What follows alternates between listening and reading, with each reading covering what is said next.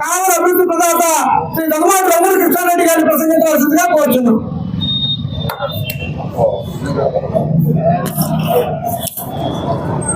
నిజాయితీకి నిలువుటద్దాం శ్రీ గొట్టుపాటి కొండపనాయుడు గారు చిన్న వయసు నుంచి పెద్దలందరూ కూడా సహనశీలిగా స్నేహపూర్ణ వాతావరణంగా పెద్దాయనగా కావులు పెద్దాయనగా ప్రజలందరినీ మనల్ని పొందినటువంటి స్వర్గీయ శ్రీ గొట్టుపాటి కొండపనాయుడు గారి 23వ వర్ధంతి సందర్భంగా ఈ రోజున వాళ్ళ చారిటబుల్ ట్రస్ట్ నిర్వహిస్తున్న కార్యక్రమంలో నేను కూడా పాలు పంచుకున్నందుకు అందరికీ కూడా ధన్యవాదాలు తెలియజేస్తున్నా.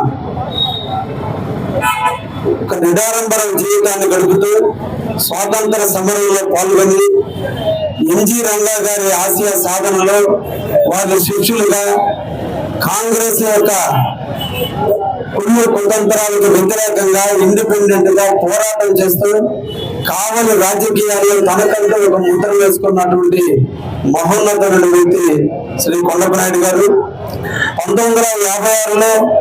గ్రామ సర్పంచ్ గా తన రాజకీయ ప్రస్థానాన్ని ప్రారంభించి అంచెలంచెలుగా ఎదిగి ఇంజినీర్ సమితి ప్రెసిడెంట్ గా, చిలకాక సమితి ప్రెసిడెంట్ గా, జిల్లా పరిషత్ ఉపాధ్యక్షులుగా, ఎల్ఎండి బ్యాంక్ అధ్యక్షులుగా, తన శిష్యుడైనటువంటి గొట్టుపాటి సుబ్బలనాయుడు గారిని ఎమ్మెల్యే చేసి తర్వాత తానే రాజకీయాల్లోకి వచ్చి ఇండిపెండెంట్ గా 1972లో కావలికి ఎనలేని సేవలు చేసినటువంటి ఒక యువదాతడు, రైతాంగ బాంధవుడు, రైతుల కోసం నిరంతరం కృషి చేసిన వ్యక్తి, కార్యకర్తల మనోభావాల కోసం పనిచేసేటువంటి వ్యక్తి, కార్యకర్త కోసం ఎంత దూరంగా నడిచి వచ్చేటువంటి మనస్తత్వం గల వ్యక్తి. బండి మీదైనా వేస్తాను, కార్యకర్తల కోసం దేనికైనా ముందుంటారని అందరినీ స్నేహంగా పలకరించే ఒక పెద్ద అయినటువంటి వ్యక్తి శ్రీ కొండపనాయుడు గారు కావలిని కోల్పోవడం కావలికి కొంత నిశ్చిత బాధైనా వారి ఆశయ సాధనలో వాళ్ళ కుటుంబాలు వెనుకబడిన ఆయన శిష్యులుగా, ఆయన అభిమానించే వ్యక్తులుగా, ఆయన ఫాలో అయినటువంటి వ్యక్తులుగా ఈ రోజున ఆయన యొక్క వర్ధంతి కార్యక్రమాలను భుజ స్కంధాల మీద మోసుకుంటూ ఇప్పటి వరకు 23 సంవత్సరాలకి నిర్వహిస్తున్న కమిటీ సభ్యులందరికీ కూడా పేరు పేరున ధన్యవాదాలు తెలియజేస్తూ, ఒక రైతు బాంధవుడు కారణం గట్టుపల్లి తన సొంత గ్రామం అయితే ఆ గ్రామానికి సమస్యల నీళ్లు రావడం లేదు,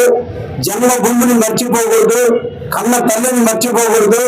జన్మభూమికి నీళ్లు తీసుకురావడంలో అకుంఠ దీక్షతో ఉత్తర కాలువ సాధిస్తే తప్ప జగదంకి మండలంలో ఉన్నటువంటి తుమ్మ సముద్రం, కేశవరం, చోడవరం, గట్టుపల్లి గ్రామాలకు నీళ్లు లేక ఇబ్బందులు పడుతున్నారు. అప్పటికప్పుడు కమిటీగా ఏర్పరచుకొని ఉత్తర కాలువ గారు వస్తే కలిగిరి మండలం, కొండవపురం మండలం కూడా అప్పటికి కావలిలో ఉన్నాయి. కాబట్టి ఈ ప్రాంతం అంతా కూడా రైతాంగంతో సస్యశ్యామలంగా పంటలు పండాలి. కాబట్టి మాకు ఉత్తర కాలువ కావాలని పోరాటం చేసినటువంటి ఒక మహోన్నతమైనటువంటి వ్యక్తి శ్రీ కొండపనాయుడు గారు. ఆయన అకాల మరణం తెలుగుదేశానికి తీరని లోటు తీసుకొచ్చిన తరుణంలో ఆయన నిరంతరం ప్రజలు సంస్కరించుకోవాలి, గుర్తుంచుకోవాలి. వారి జ్ఞాపకార్థంగా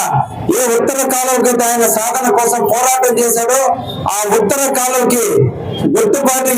కొండపనాయుడు ఉత్తర కాలువగా నామకరణం చేసినటువంటి వ్యక్తి మన ముఖ్యమంత్రి శ్రీ నారా చంద్రబాబు నాయుడు గారు. వారికి నిజమైన నివాళులు అర్పించిన వ్యక్తి శ్రీ గొట్టుపాటి కొండపనాయుడు గారు, నివాళులు అర్పించిన వ్యక్తి శ్రీ చంద్రబాబు నాయుడు గారు. తెలుగుదేశంలో ఎన్నో కీలక వ్యక్తుల్ని పోటీలో నింపే దాంట్లో వెనకాంటి భూమికి పోషించిన వ్యక్తి, ఒక నవలా రచయితగా తెలుగుదేశాన్ని స్థాపించే దాంట్లో నందమూరికి తోడుగా తను త్యాగం చేస్తూ ఎదుటి వ్యక్తులకి టికెట్లు ఇప్పించిన వ్యక్తిగా ఒక యువదాతడుగా మిగిలిపోయినటువంటి కొండపనాయుడు గారి ఆశయ సాధన కోసం అందరం కూడా కృషి చేద్దామని, ఈ రోజు ఇంకా కూడా ఆయన ఆశయాలను కొనసాగించే దాంట్లో గట్టుపల్లికి ఇంకా నీళ్లు రాలేదు. ఈ రోజు మన ముఖ్యమంత్రి గారి ఆధ్వర్యంలో తప్పకుండా ఈ 4 సంవత్సరాల్లోనే ఉత్తర కాలాన్ని పూర్తి చేసి ఏ ఆశయాల కోసం అయితే కొండపనాయుడు త్యాగాలు చేశాడో ఆశయ సాధనలో నేను కూడా పనిచేస్తానని రోజున నీళ్లు తెప్పించే కొండప్ప నాయుడు గారి ఆశయాలను పూర్తి చేద్దామని కొండప్ప నాయుడు గారితో నడిచిన నడవడికలో ఉన్నటువంటి క్రమశిక్షణ గల నా లెఫ్ట్ నా రైట్ అందరూ కూడా ఈ రోజు ఆయన శిష్యులే. ఒక్కటే ఆలోచించండి, కొండప్ప నాయుడుతో శిష్యరకం చేసిన వాళ్ళే ఈ రోజు కూడా తెలుగుదేశంలోనే నాయకులుగా మిగిలారంటే ఆయన యొక్క ఇచ్చిన శిక్షణ, ఆయన నడిచిన నడవడిక,